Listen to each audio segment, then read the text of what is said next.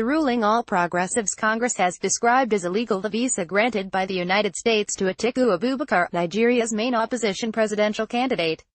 Mr. Abubakar entered the U.S.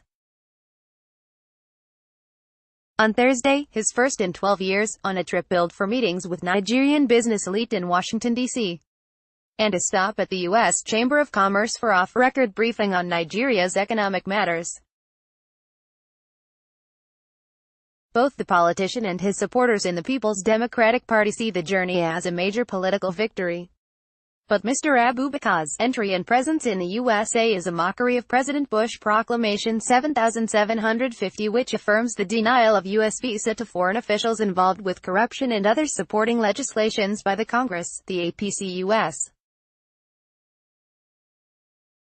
chapter said in a statement Thursday night. APC believes that Mr. Abubakar should be held accountable for his involvement in money laundering. The statement, signed by Ronke Ekwensi, National Secretary of APC-US chapter, contained many defamatory comments, including the outright description of Mr. Abubakar as a thief, wearing the cloak of corruption, even though Mr. Abubakar has not been charged in court of any such crime. Mr. Abubakar has been taunted for years by critics over his inability to enter the U.S. since leaving office as Nigeria's vice president in 2007. The stalemate, which Mr. Abubakar himself expressed strong concerns about, was the source of many speculations, especially claimed that the politician was being denied visa because he had been found wanting in a series of corrupt deals. But while Mr. Abubakar has been investigated by the U.S. authorities, including the country's Senate, and was a suspect in a bribery scandal that sent a former U.S. federal lawmaker to jail, the Nigerian politician was never convicted of any crime. Before he left as vice president in 2007, Mr. Abubakar was also accused of fraud by the Economic and Financial Crimes Commission, but he was never arraigned in court. In May 2018, Premium Times found that Mr. Abubakar had sold his mansion in the U.S., a move he attributed to prolonged disuse of the property rather than his inability to enter the country. As the 2019 general elections campaign heats up, Mr. Abubakar's issues with the U.S. authorities were deployed as a critical weapon by the ruling party's supporters. Although Mr. Abubakar argued that his ineligibility for an American visa should not preclude him from becoming Nigeria's president, he continued to explore chances of traveling to that country, nonetheless.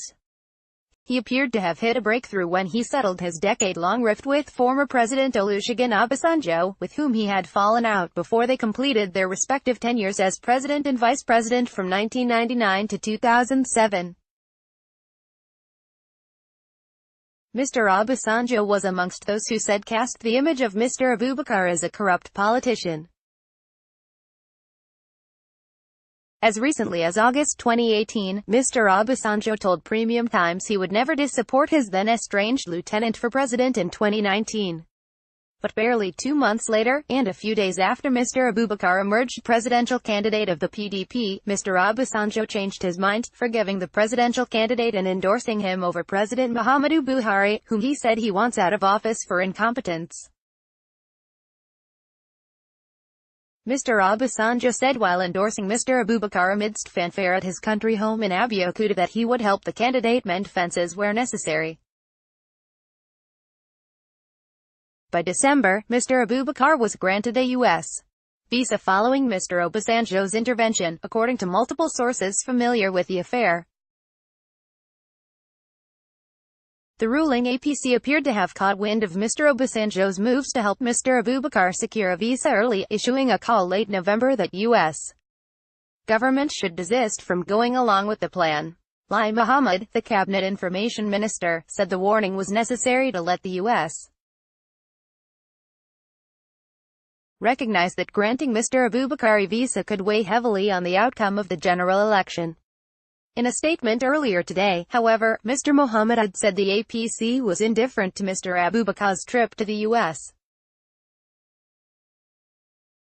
He, however, said Mr. Abubakar would be grilled over newly emerged evidence of corruption.